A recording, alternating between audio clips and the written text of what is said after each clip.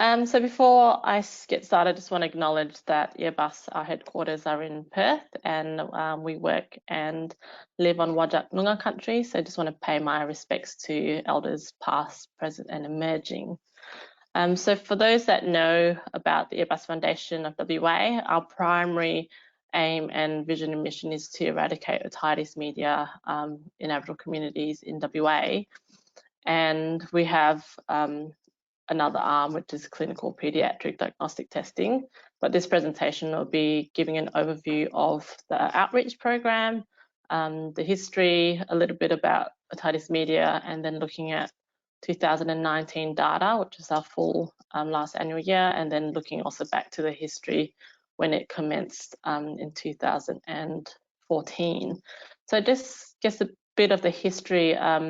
Earbus was founded by 3 people, Paul Higginbotham, who's our CEO, Lara Shaw, who's our clinical director, and Dee Parker, who's a nurse audiometrist. And when the 3 started, it was a good mix of the clinical, allied health and education. So Paul's background is teacher of the deaf, Lara's an audiologist and a speech pathologist, and Dee is a nurse audiometrist, so having that primary health, allied and education was a really good mix for tackling otitis media. So as most of you would probably know, and probably know a lot more about than I do, otitis media is the middle ear infection. Just to backtrack, I'm the Pilbara program manager at Earbus. Last year I was, and the year before, I was the South, West and Metro program manager. My background's health science and economics, and I've always had an interest in Aboriginal health, community health, and kind of grassroots organisations. So I've been with Earbus since 2018 and really enjoying the team and the work and the communities that we work with. So we cover a lot of regions in WA, and our aim is to reduce otitis media. So that image there is just showing the middle ear and what the middle ear would look like, and with otitis media, that's the infected fluid. So we track and measure OM as well as chronic suppurative OM. So CSOM and OM are our key kind of KPIs that we track, and we'll get quite deep into the data later in the presentation as well. So I guess here's a statement that we often refer to. It's the World Health Organization's quote that any rates of OM or CSOM as well above 4% poses a massive public health problem requiring urgent attention. That was covered in the CBA Foundation commentary on otitis media. So if you look around the globe, ear disease at those rates, which is described as a public health emergency, mostly in developing countries, so Greenland, Tanzania, India, Guam, Solomon Islands, and then in pockets of Australia, which is a healthy, developed country, we have these rates of poverty which lead to OM and chronic OM as well. So that's where Australia sits in the global side of ear disease. It's not one of our stats that we can be very proud of, unfortunately. Looking at the cost of OM, the loss of well-being, this is from a 2009 report. The data is based on 2008 data, so this is probably a bit of a underestimation to what we would see now in 2020. But the estimated cost of well-being was 1.05 billion to 2.6 annually. In terms of productivity and other non-financial costs, 67 million. And from a health system point of view on OM, this was based on the 2008 data. In the 2009 report was $391.6 million. So I guess the work that we do is, a fraction of these million and billion dollar kind of costs to the community. So we're really trying to tackle the problem upstream before it even gets to chronic OM and that loss of productivity and general well-being as well. So just in terms of, otitis media is predominantly found in areas where there's poverty. It is described as a disease of poverty.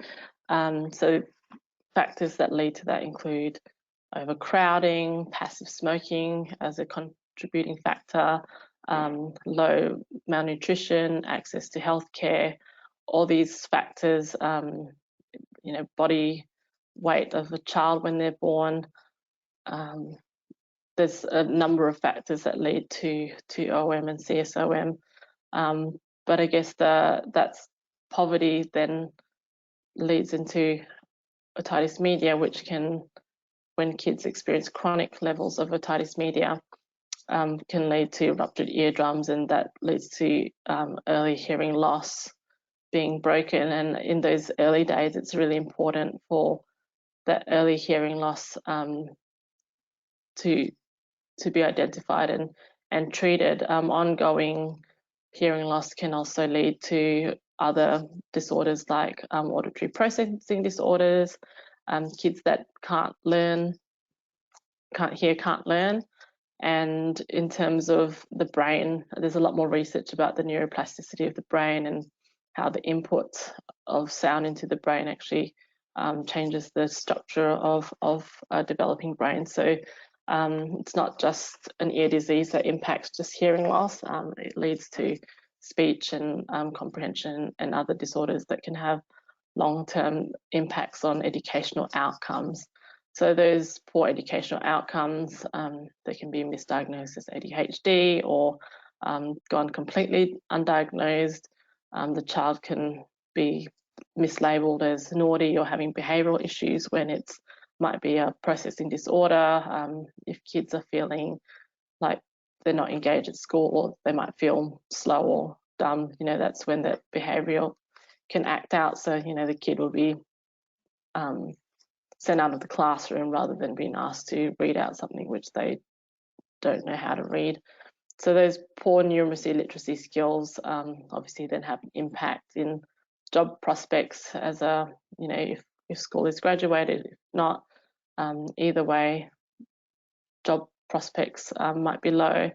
And even, WA being a very mining heavy state, a lot of the work needs medical assessments, and a lot of young Aboriginal workforce coming into the population, the mining industry, if they're not passing those hearing tests for health reasons, then that could be another barrier. So the poor job prospects is not just education, it's that from long-term hearing can also be a factor to low employment options.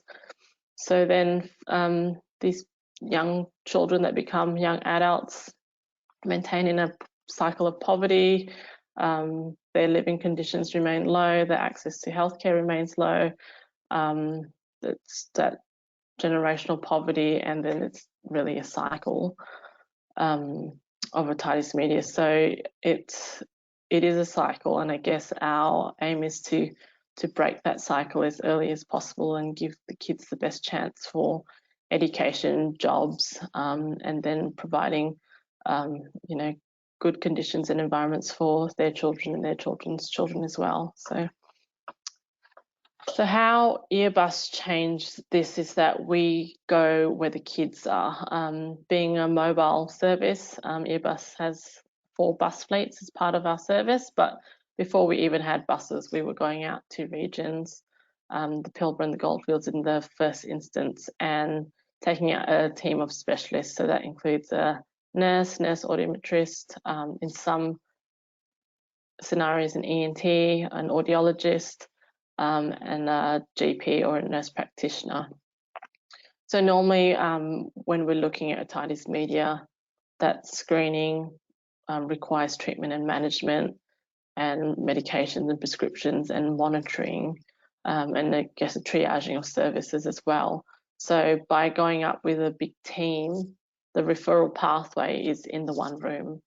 So when we set up at a school, or we're in a region where we have a bus available, the kids are literally moving through the referral pathway on the same day. Paul, our CEO, has given a presentation where he's outlined the 21 potential holes in that referral pathway for where a kid that might have been identified with having a sore ear or a runny ear if it's chronic OM, and how many points in that referral pathway that they could fall through the a gap. And that, for example, might be a mum getting a referral to an audiologist or an ENT, and they don't have the time, the capacity, the transport to get there. Around 21 factors of where kids can fall through that gap. So to plug all those holes up, we bring out a team of specialists and we go to where the kids are to provide a mobile service. So our service delivery model is fairly thorough. It addresses all those barriers of access and things like cost. There's no cost to any family that we see part of our outreach program. We go monthly to regions. That ensures that if we go to one school and that kid's not there, we can catch them the next month. So those kids aren't falling through the gaps through that hole. The monthly visit also ensures that we're monitoring if there is regular OM, is it self-resolving, is it becoming chronic, triaging those high priority kids as well.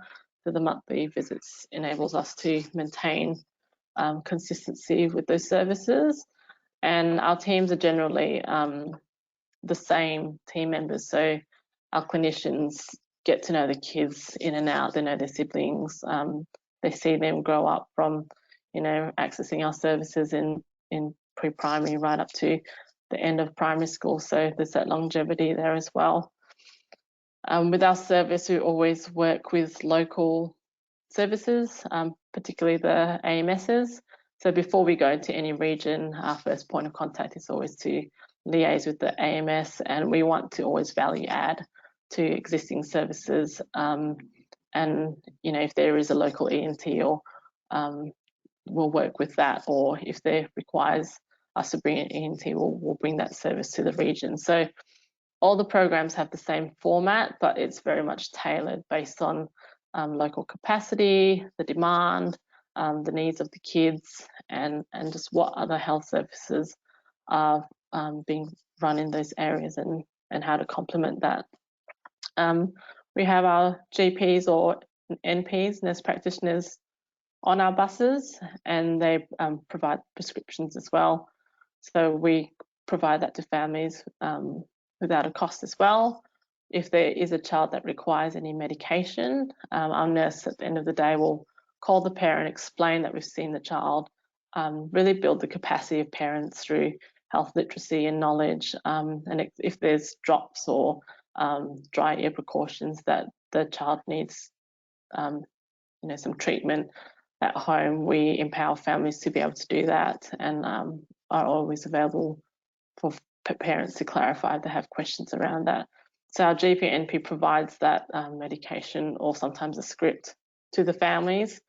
If we're dispensing medication, that's another step where in the referral pathway where we're ensuring that that kid doesn't fall through the cracks. We do hearing tests with our audiologists, as mentioned as well, parent education as part of that health literacy, and the biggest thing is data tracking. So we can't improve something that we're not measuring. So I'm just going to pause for a sec. I've got a slow connection message. Can you see that? Don't know if I should close it. No, I can't see anything coming up, and I haven't experienced any slowness at this end. Okay, I'm just going to press the ignore button and ignore it. All right, so I don't know what that error message is, but if there is any issue, then please let me know.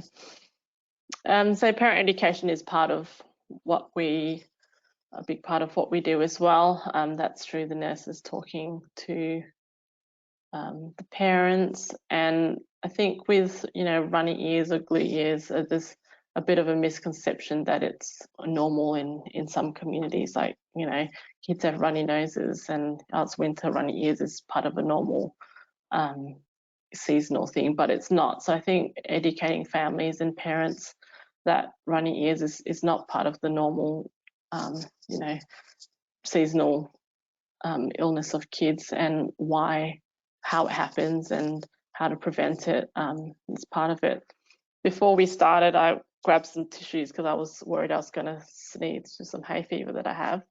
And I thought it'd be actually quite nice to show you. This was a project that we did with Starlight Captains. And the Starlight Captains are a big partner in the program, outreach program that we did. So we wanted to create something. This was developed in line with some soaps, liquid soaps that we brought out. So got number 1, blow your nose. It helps keep ears healthy. Number 2, wash your hands. Then round says, want to get your ears checked, get your family to the Earbus mob. That's us. And just like an interactive, practical resource that families would use, but then it's also got that health message on it. And then with COVID and hand hygiene, and you know, everyone really upping their hand hygiene game, we were able to distribute these in mass quantities to the regions that we go out, and they're really well received. So we distributed toothpaste that we got freely donated from Good 360, I think is the website, and then this was developed with the Starlight Captains and hand soap as well. So yeah, that, you know, even though we're providing medical service, we were also including education around that. The Starlight Captains are quite an important partner. Their role is really to engage the kids, keep it friendly and light-hearted and upbeat. Practically, they help run the kids from the classes to the bus or wherever we're set up in a room, just to ensure that the kids are flowing through when they go through the stations. The first person the child will see when the captains bring them to the clinic is the screener. Then they might see the nurse practitioner or GP, and then if they need to see an audiologist, they'll go to another room where the audiologist will be set up somewhere that's a bit quieter, that they could do hearing tests. So the Starlight Captains help move the kids between those stations and then back to the classroom.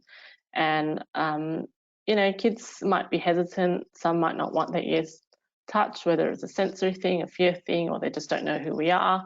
The captains really provide that positive energy, and they're skilled in working with kids who are sick and in that medical environment, and just providing kind of a safe space for them. During COVID-19 times, we've scaled back our outreach clinicians, but on a normal outreach, we would have 2 Starlight Captains, and they work with us in the Kimberley, Pilbara, Goldfields and Southwest and Esperance regions. So that's part of engaging kids as well, and letting kids feel comfortable and having their own self-agency to decide and, you know, be part of a program that's got some health outcomes, but it's also fun as well. So the data tracking I'll go into, that will be the second half of this presentation. So yeah, as mentioned, this is our good looking bunch, and this is just a very small snapshot of our whole team. I think we've cracked over 40 employees now. I started in 2018 as the 16th employee, and we have more than doubled since then. So this is just 5 of our lovely team members. We have a lot more. We've got 6 audiologists now, so it's very exciting. But we'd normally have an admin person that helps with the database. They can also help run kids to and from the classrooms. If the captains are bringing kids in, they can bring them back. An ear screener. Sometimes they have a nursing background, but we also train up our ear screeners. So Shantae on the very left and CJ bottom left, they've both been trained up as ear screeners, and that's a thorough 6-month program that was done internally, and then they can help with our screening program as well. So that's quite a thorough internal training, and we're looking at providing that externally. We've had some pilots around that and a lot of great interest. We'll have a nurse or a nurse audiometrist, a GP or an NP that might dispense the medication if required, our audiologists, and then in some regions an ENT as well. So that's generally who we have on a clinical visit. Again, with COVID-19, we've reduced some of that. The last few trips we've taken off our admin staff just to keep it to core clinical. We're looking at having GP and NP on telehealth. We've done that in some regions. And then we'll just send out a nurse and an audiologist, or 2 or 3 team members, just to maintain our numbers low and to keep social distancing as active as possible. So on a normal trip, that's kind of our team members. Sometimes we have 2 nurses and 2 auds, and then we can really smash through the numbers, which I'll show you some peaks and some graphs that we achieved earlier this year. Earbus as well, we've got really strong governance from the top. We're very values driven. Our values are to be open and honest, loyal and supportive, and to be brilliant, and improve everything in a constant way. Carol Dowling has stepped down as chair. She's now a board member because she has been the chair for, I think, the 3-year term turnaround. And Susan Beath is stepping up as our chair as of this, I think last night they had their board meeting. But very exciting that Carol Dowling is now recently appointed and started yesterday as our Director of Research. So we really want to be data and research driven. We've done that all along the way, and I think this new position just really cements that in a formal structure into the Earbus organisation. So we have 50% representation of Aboriginal people on our board, and 16% of our employees are Aboriginal, and our goal is to up that to 50, so that's part of our internal strategy as well. So looking a little bit about where we go, we head to Kimberley. This map doesn't show all the sites, so we go to over 70 sites regularly. I think since 2014 we've probably been to 110 sites, but on a kind of regular basis there's about 70 sites statewide in these areas that we focus on. So in the Kimberley we have a team in Kununurra. They're based, there's a team of 2 or 3 usually in Kununurra. The Pilbara East was where we started the program as well. That flies in and out of Port Hedland. We've just expanded this year to Pilbara South, so that's flying in and out of Tom Price and servicing Paraburdoo and Whakathooney community. The Goldfields and Esperance were one program at one point, but just with the expansion and the demand of schools, we've still got schools knocking on our door saying, can you please come to us? We've got 50 kids that are desperate for a service in the Goldfields, and we're trying to expand that as well. So the Goldfields and Esperance split as separate programs a couple of years ago. The Southwest came on board in 2017, and then the Metro was a new program as well last year, and that has expanded quite a lot. So in 2014, the first regions were Goldfields and Pilbara. That's the east. Then 15 Esperance split off as a separate region, and then I think it was Jitty Aboriginal School in Bunbury in Southwest that had heard about this outreach mobile earbus service, and they knocked on our door and said, what about us down here?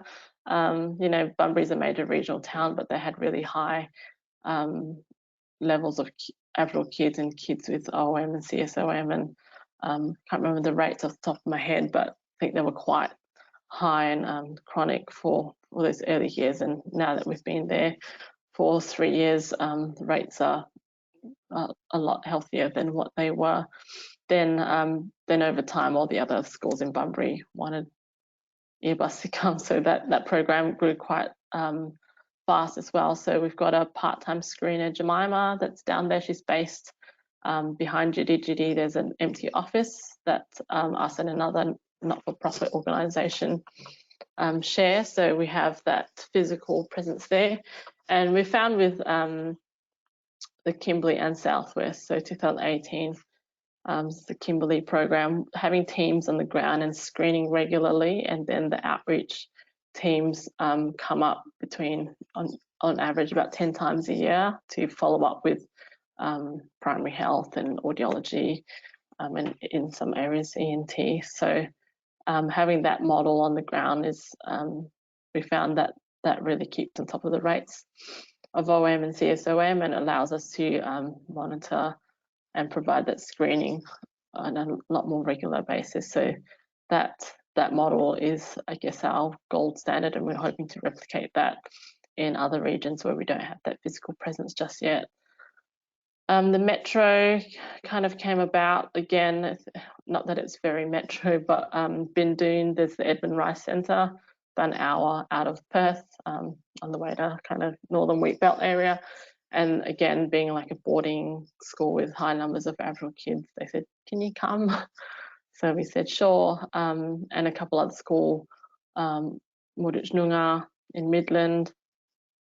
Then we went to pitch for some funding with Impact 100 WA and Impact 100 Fremantle, and were actually recipients of both those philanthropic funding circles, and that really gave the basis of the Metro program. And the Pilbara South started this year as well. So very mixed model of funding. Rural Health West provides funding for Goldfields, Pilbara and Esperance. Southwest is predominantly philanthropy, so grants as well, like Ian Potter Foundation. We've got some sponsors from Horizon and Alcoa and the Peach Foundation Trust. So there's quite a mixed number. The Kimberley region is WA, it's government, I think it's state funding, and then Metro was the Impact 100 philanthropy circles. Then our major sponsor in Pilbara has been a local mining company there as well. So quite a diverse source of funding that keeps the Earbus wheels spinning. And just to disclose that as we go into the data, some of the Kimberley data will be omitted just due to our funding requirements. We need to run past which data we share externally. So the data that I will share with the Kimberley is ones that already are in our annual report, that's on our website. Then some of the other data, I'll have written Kimberley data omitted. So some graphs might be a slight underestimation with those sites removed, but happy to take questions as they come up. So looking at 2019, we went to over 70 sites in those 7 regions, including 6 regions. There was 61 outreach clinical visits, 312,000 kilometres travelled, 3,966 children. So yeah, we nearly saw 4,000 children.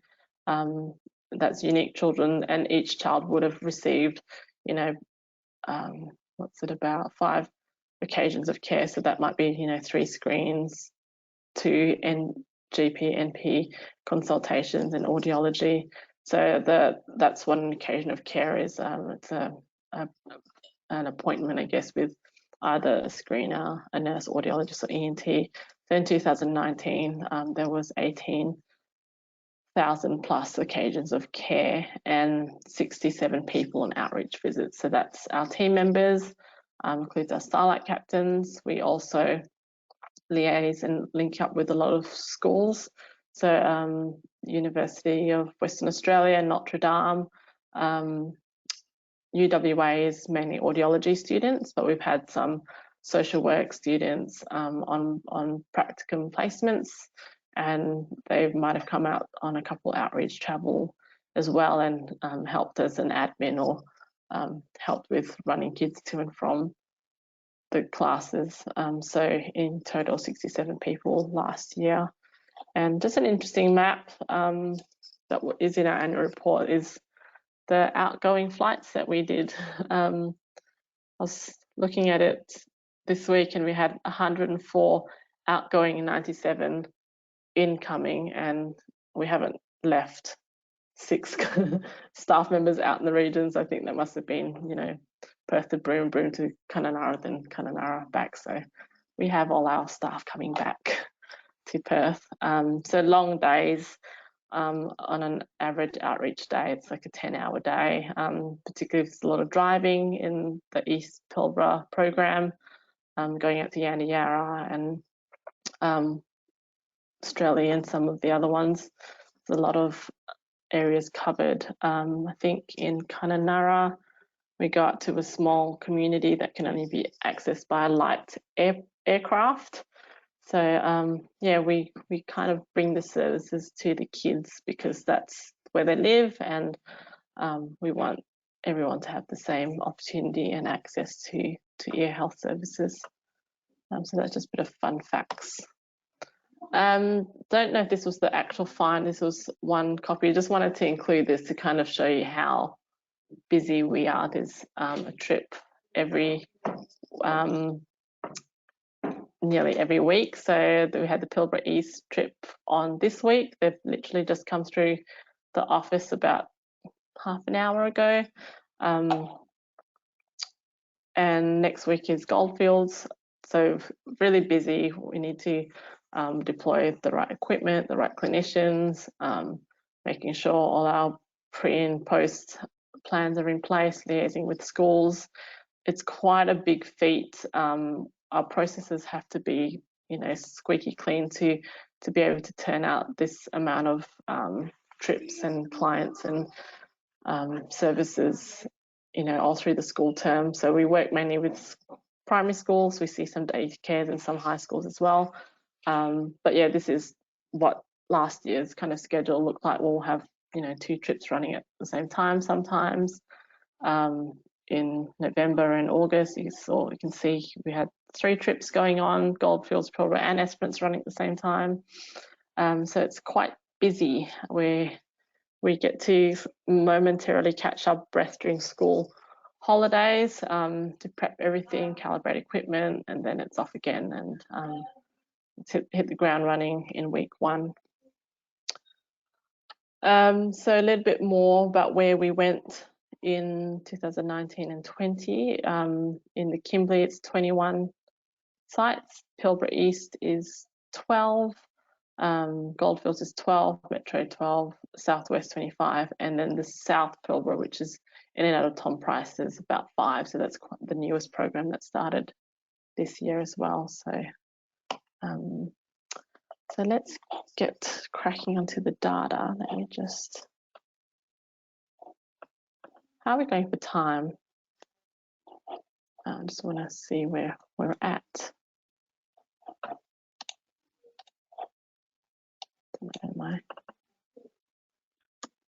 Yeah, you're going good for time. We've allocated about an hour for each webinar that we've been recording. Yeah, so where are we at now? Just about 40 minutes. We've still about 20, 30 minutes left. I think it's a little bit late. Okay, all right, so 20, all right, good to know. So 2019 data. So what I'm sharing is mainly from our annual report that was posted on our website under resources last couple of weeks ago. So there'll be a couple terms. I was trying to find not too gross photos. So these the least, there were a lot more offensive ones. I won't hang on to that. I don't know if it's appropriate straight after lunch, so apologies if it's a bit shocking, but that's the reality of what we see. And there's only 2 slides of eardrums, and these are the mild ones. So the terminology of referro M is what we classify and define as a wet perforation. Discharge, in terms of the tympanometry, it's a B low, or bulging membrane or fluid behind the membrane, which you can see there. So that's what we would classify as a refer OM. Again, this is not as bad as some of the ones when you Google foreign bodies in ears, but we also have a category called refer other. So that is could be a dry perforation or a B high result when you're doing a TIMP. Could be an inflammation, fungal foreign body. So anything that's to do with the ear but not OM. So that's just the definitions of refer OM and refer other. So looking at our 2019 results, we have either when we do a otoscopy and a tympanometry, so that's the screening process, they categorize as either a pass, a review, a refer other, or a refer OM. So a pass is where a child would have A's, TIMP's results A's on both sides.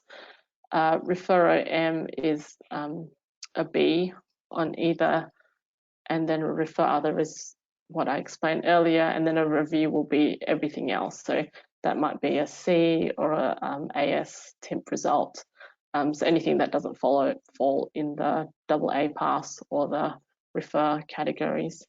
So I've just put these in order of refer OM from highest. So Kimberley had the highest rates of OM last year.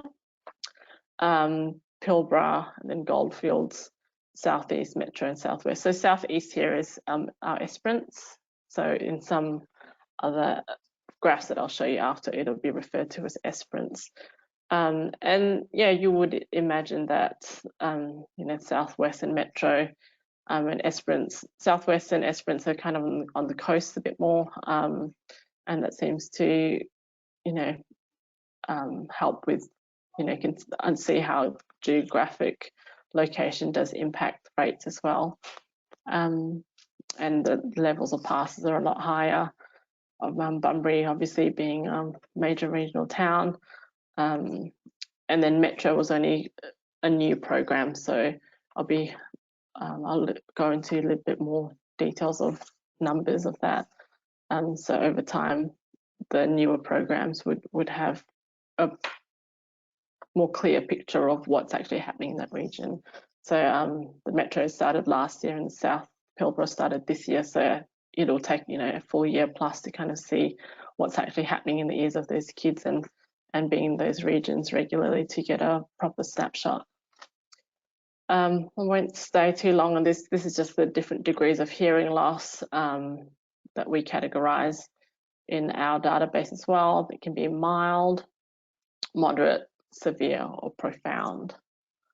So that we record that on our audiograms as well. So looking a little bit deeper at the 2019 data, Kimberley, Pilbara, Goldfields. So Kimberley is the one with the team on the ground in Kununurra. So that's the year-round screening that's mentioned under the 11. 11 clinical trips, 9 in the Pilbara and 12 in the Goldfields.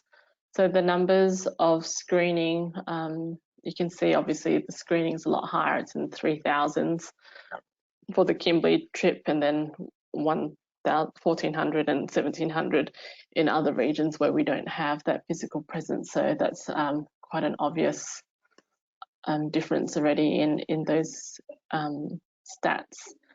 We also track consent rate. This is really important for us to understand the engagement in each community. So what our consent rate or engagement means is how many kids can we see, how many Aboriginal kids are enrolled at that school, and out of those kids, how many have consented and opted in to be part of the program.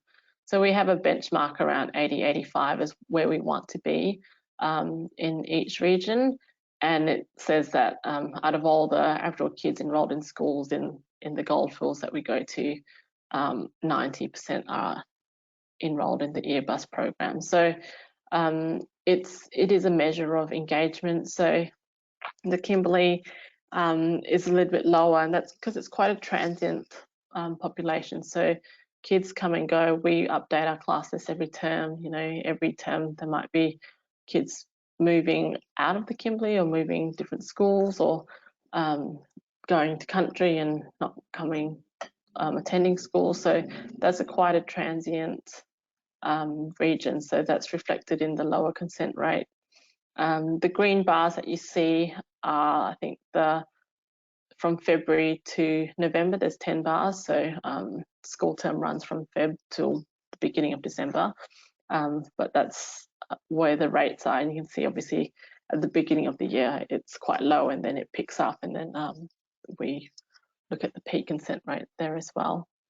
We also want to track how many new children. So this is quite important as well. And you can see the Kimberley has 599 new children. So again, that's why, you know, that transient population compared to the Pilbara and Goldfields, where it's about 200 new children. And in terms of individual children, there's over 1,000 in the Kimberley, over 660 in Pilbara, and over 700 in Goldfields. And we do try to capture the 0 to 4s as well. I think in the general population, it's about 13 to 16% of kids in that age bracket. So we want to make sure that the kids in our program reflect that standard cohort as well. And the majority of the kids that we see are in that primary age 5 to 9.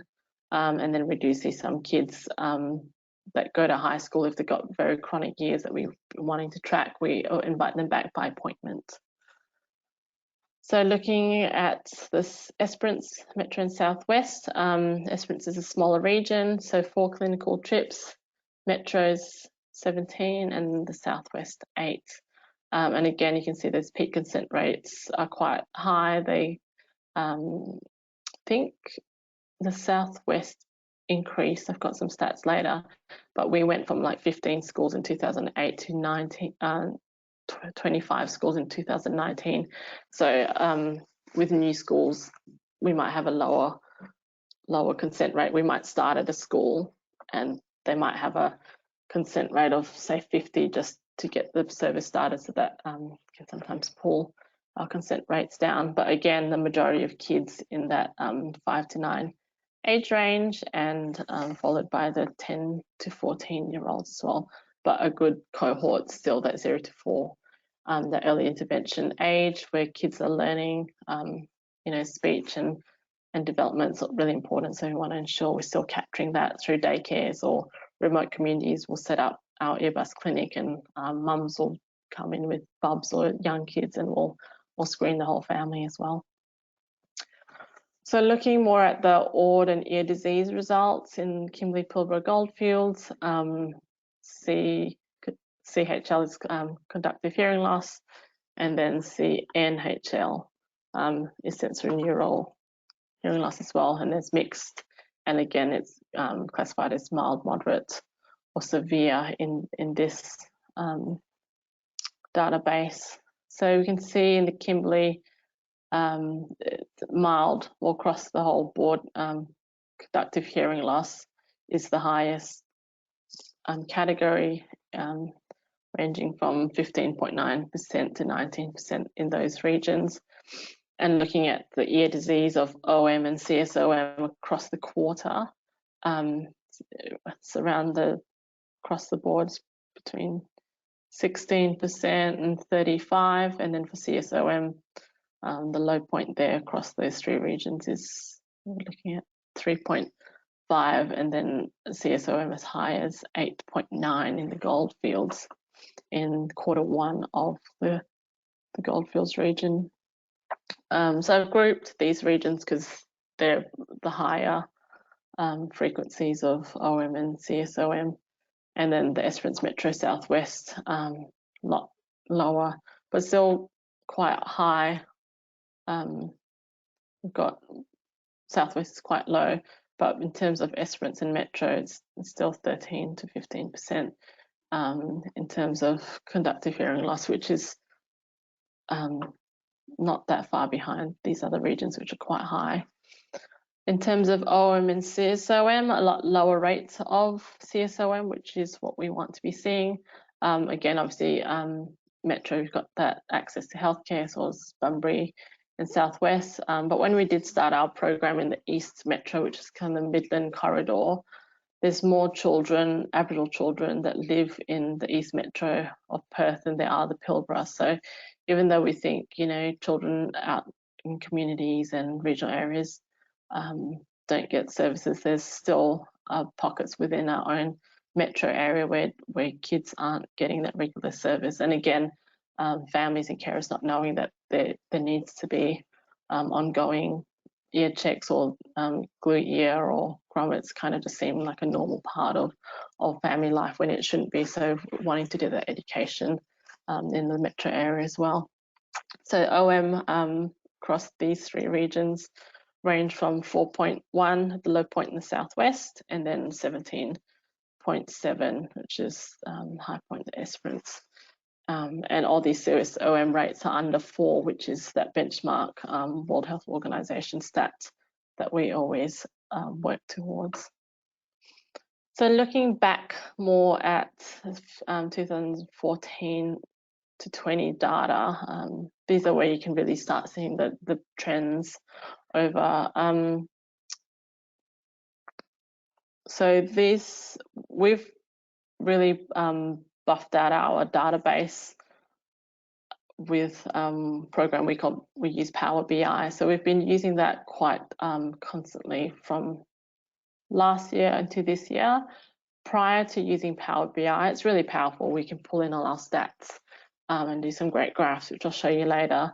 But a lot of these consent rates prior to Power BI were all done manually. Dee Parker, our nurse audiometrist, would count and calculate how many kids could we have seen in that area and how many did we see. So the Pilbara East and Goldfields Esperance, which were combined at the beginning, started at those 65 and 67% consent rates, and then it improves over 2015, and then 2016 it's about the same. And then you can see that we've added these new programs. So 2017, that 100% in Southwest, that's because we had one school, Jitty Aboriginal School, and the principal and deputy, Tegan and Bronwyn, were excellent in terms of making sure every single kid at their school signed a consent form. So that kind of shows great engagement as well by not just the parents, but also the schools and the principals and the teachers that advocate on behalf of these kids as well. 2018, still pretty high consent rates, again quite a little bit lower in Kimberley because of that transient population. 2019, that was what was in the annual reports as well, and the 2019 annual reports captures the peak of the year. I think the manual calculations in previous annual reports, because we weren't using Power BI, were done at the year to date, so either the average or what it was in December. But all those figures come from the annual reports that are on our website.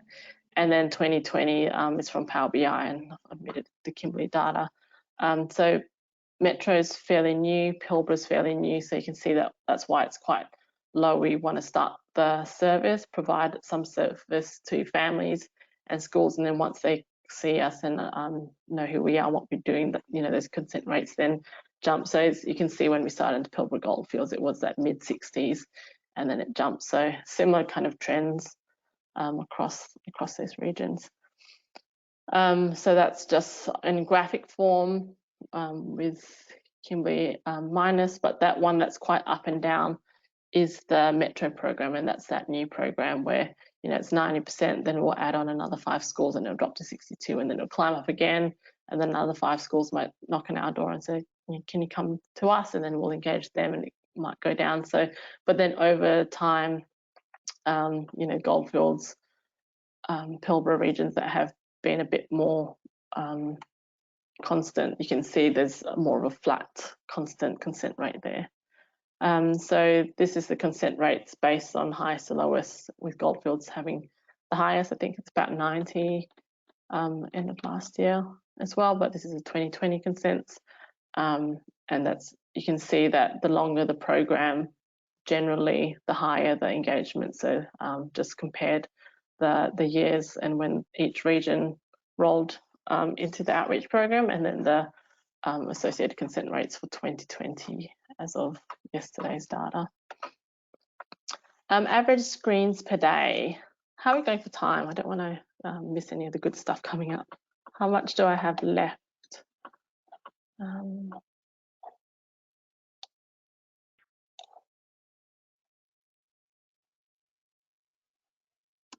Can't see my clock.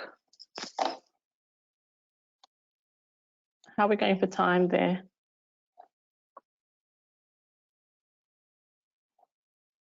Okay, one. All right. You've probably got about 15 to 20 minutes left. Another what, sorry? About 15 to 20 minutes left. Great, all right. Just head back to this. So average screens per day. So this is a good measure to see how busy we are. This is from 2014 data to 2020, and the regions are color coded. Again, you can see Pilbara, East and Goldfields were our first regions, and then more regions are added on. And on average, across the last 6 years, the average screens a day is 28, which you can see in this dotted line that cuts through the middle.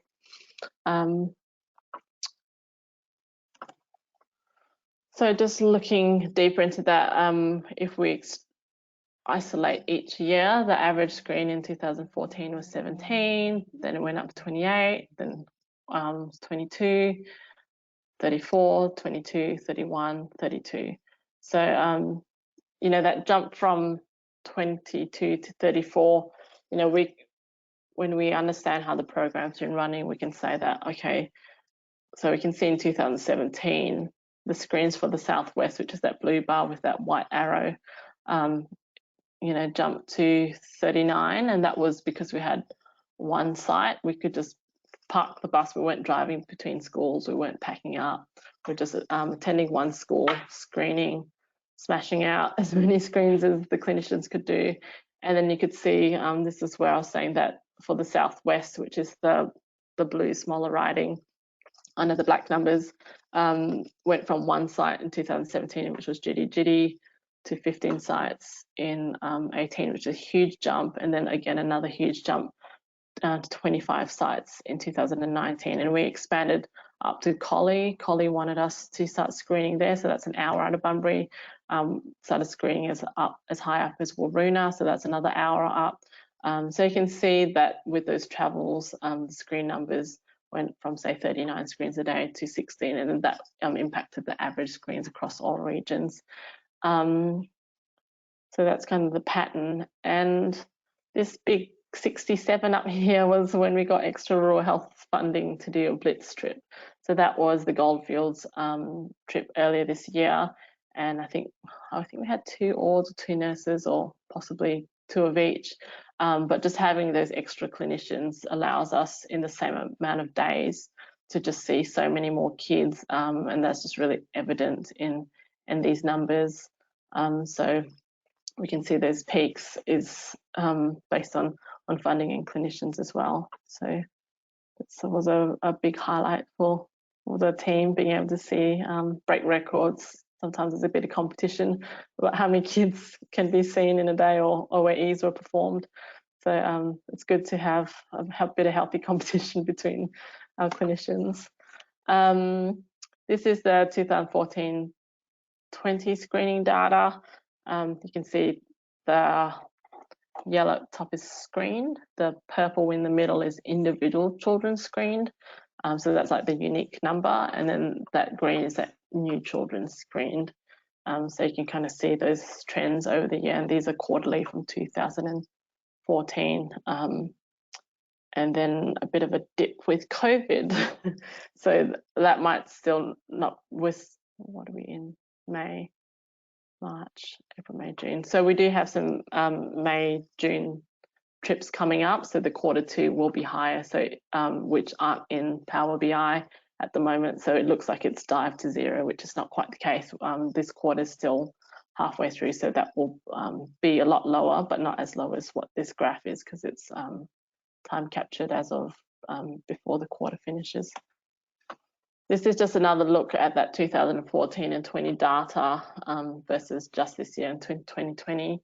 So you can see how the Goldfields and Pilbara East were our predominant regions, with over 10,000 screens in the Goldfields and 9,000 in the Pilbara since 2014.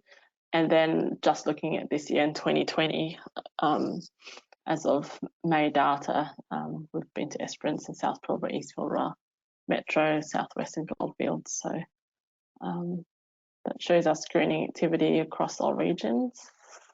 In terms of the numbers, I thought it'd be really interesting to kind of look at the whole 2014 to 20, then isolate the 2019 because that's a full year, and just kind of touch base in 2020 to see where we're at as of recent data this week. So looking at screens and new children, so it's the same number as these graphs below, but more in numbers and per region as well. Looking at 10,000 screens for Goldfields, 9,000 plus in Pilbara over the whole time as the high points for those regions. And then looking at 2019, which is that top one here, 2,825 for the Southwest. And again, you can see that that's because we've got Jemima based in Bunbury screening all the time, so that rate's quite high. Then the Goldfields and Pilbara, we've got very regular visits that go out 9 to 10 times a year. And then Metro was a new program and Esperance only had 4 visits. So you can, easily, if you know the program well and understand who's where, you can see, okay, that's high because of this, or that's low because of that. Or that's very low, why was that? It helps us monitor the progress of the programs and look at if there is a dip, okay, was that because the trip went across March, April, and only half the data looks like it's in March because the other half is in April, or did we see less kids? Was there a funeral, or was there the cyclone? Or it helps us really understand, are we hitting targets, and when we're not, if there wasn't a reason like an external factor like COVID, a pandemic, or a natural disaster, why are our numbers slipping? So it really helps us measure where we want to be and to maintain that we are continually seeing high numbers of kids performing regular screening. Data, seeing new children as well. So these data, each program manager reviews this data at a data monthly meeting and shares it with executives. So we're data driven and it informs everything that we do. More interestingly as well as the consult activity. So this not just captures the screens, but audiology, GP and ENT, sorry. And again, the big box on the left is 2014 to 2020, and then we're looking at 2019 is 2,825 screens, 1,089 ords, 352 GP NPs and a couple ENTs last year, and then again in the 2020 data down the bottom, we can kind of see, are we tracking, we're a third through the year, is our numbers about a third through, it's a bit less because of COVID, and just having a look at how many kids that we're seeing as well. So these numbers are really useful for us to maintain that we're providing a consistent service. Again, the same data, but just graphed over time. Yellow is the screens. The light blue is audiology. The medium blue is GP NP, and the ENTs are so low because they range from 1 to 22. So compared to the screens that are in the 2,000 plus, they're down the bottom. So that kind of shows, the peaks and troughs through there. We try to do a bit of a blitz baseline screen for when it's a new program, so that we can have a baseline for a new client and have some sort of data point at the beginning, so that when we see a child's progress over the years, we've got that reference point at the beginning. So what we like to try to do in term 1, usually the second visit, is to do a big trip so that we can really get that baseline data and have that reference point of Earbus at the beginning of providing service to school, and then tracking the progress and changes over time. So this is the same information, but the top one looks at 2014 to 2020, and then the bottom is versus 2019 data. This one captures hearing loss and OM and CSOM as well. And we've kind of color coded, red as our kind of areas of concern. Yellow is, over that 4%, and then under 2, which is where we want, under 4 is where we want to be, is that more yellow to green color. So again, we can see our volume of discrete children screened.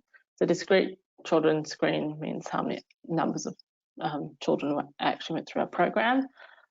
So last year it was that 2,933. Plus there were more with the Kimberley, which has been omitted in this. I think it was 3,977 or something along those lines.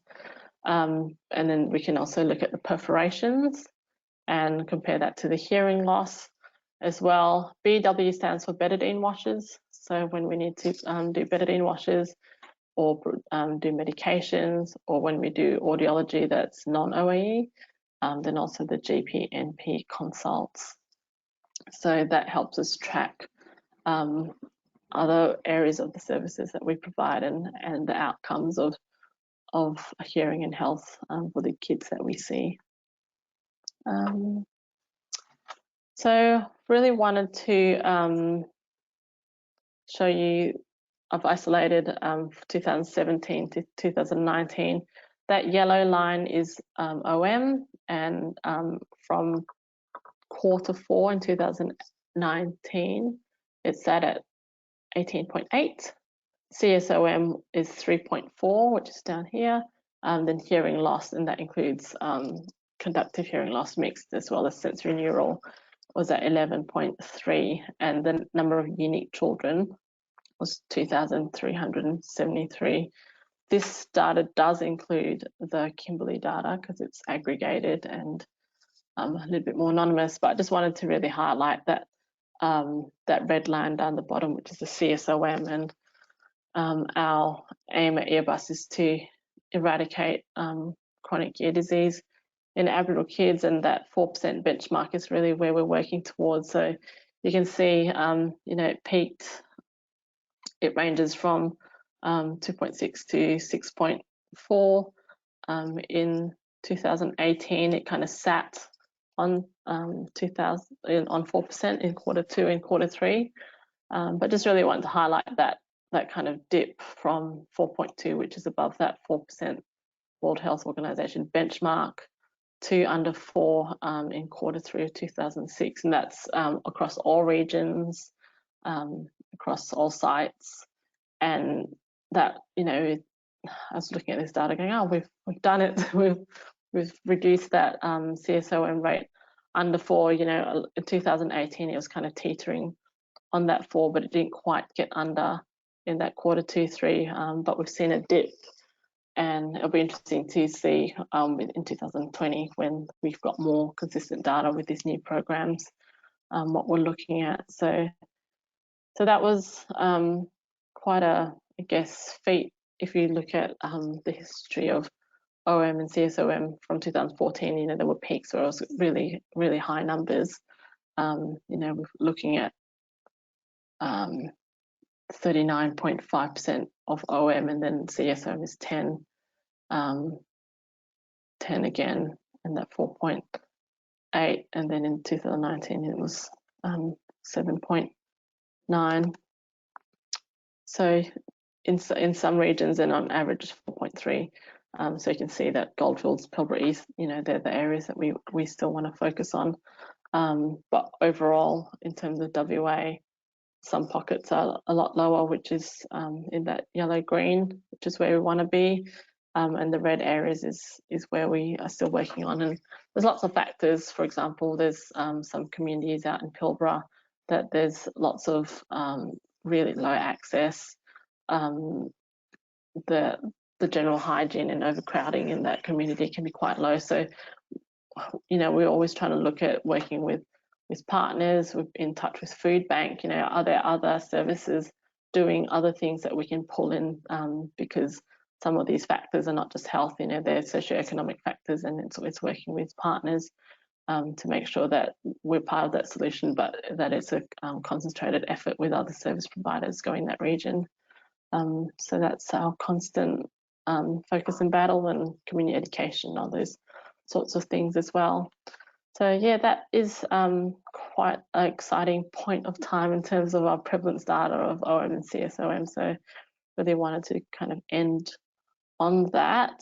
And just a little quote from Sydney Smith, an old-time English writer.